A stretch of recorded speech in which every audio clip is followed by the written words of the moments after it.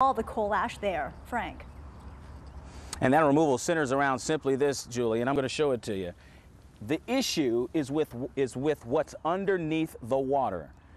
We can't tell exactly what's in this mud on the shore. We can't tell exactly what's in the river bed underneath the water, but what we do know is coal ash is in there somewhere. Morgan Hightower's got a whole lot more on how there's a layer of coal ash and then a layer of sediment, and then another layer of coal ash, and then another layer of sediment. And that is exactly why this cleanup process is going to be so massive when you talk about the scale of it. Duke Energy here at the Abreu Grogan Park in Danville, Virginia. That park is closed. No boat access anymore because of the work they're doing right here. We're going to show you some of the equipment that they've already pulled out. They're building a barge on the water. On that barge, and you're looking at it now, they're going to put equipment on top of it in the middle of the river, and that equipment is going to help to do the work. This spot is housing all the equipment that they need for this particular issue of the spill. This is not for the entire thing.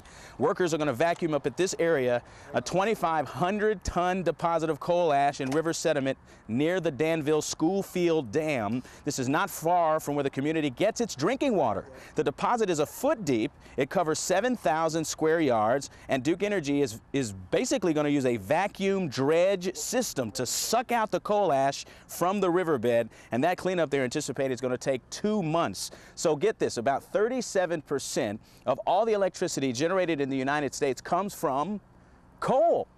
Did you know that?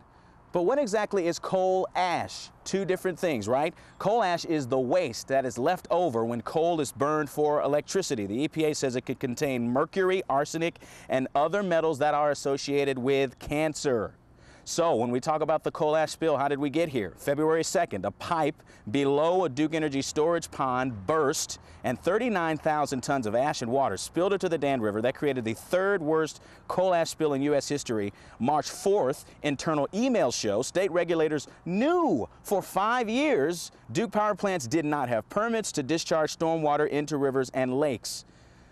And that's with coal ash in it.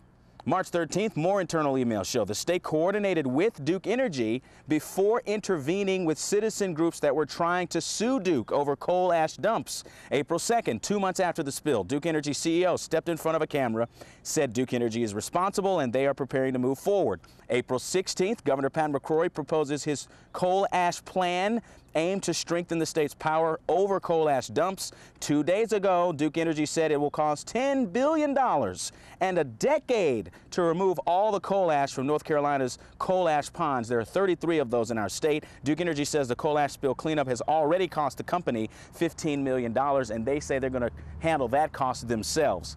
So the stormwater drain where the coal ash spill and the leak came from has now been sealed shut with brick and mortar.